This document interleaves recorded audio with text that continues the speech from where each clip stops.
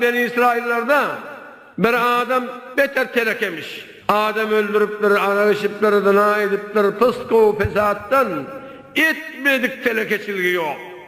Bir ölen vaktinde bundan hem kişi bidar. Milleti de kardeşlik, onunla hem bidar. Ayağının tutak adamını al, hafa döküleyen yere eltip öpper yerle. Şevatta Allah Tebarek ve Teala Musa Aleyhisselam'ı vahye diye, ey Musa, bar falan yerde bir meyyit yatandır. Şonu hormatlap, izzetlap, şonu teşhi cenaz edip yolu halliye.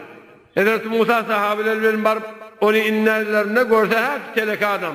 Sahabeler itiraz ediyorlar. Bir nedir telek adam mesela beyle hormat koydun. Ya Resulullah diyen vaktinde Huday'dan büyürük diye. Oğlum getirip arayıp ardonap teşhi cenaz edip bunu yolu halk gömyerle. Ondan sonra Allah Tebarek ve Teala'dan sonraya Ya Rabbi Huday hikmet neyme şeyle bir ağırbaş bağına sizlere izzet verdin diye bir teleke ilmine telekeliğine şahit oluyor ya Rabbi. Allah Teala diye ya Musa doğrudur halkına diye.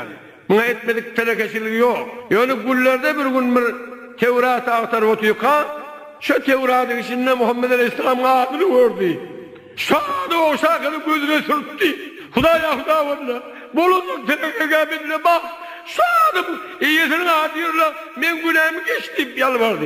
İşte ondan sonra onu ben bağışladım diye. Görün.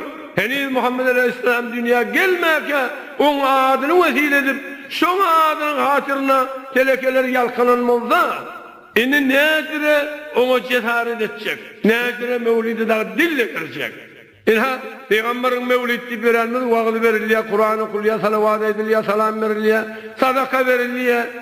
Nehirli bir vaazda dille girecek.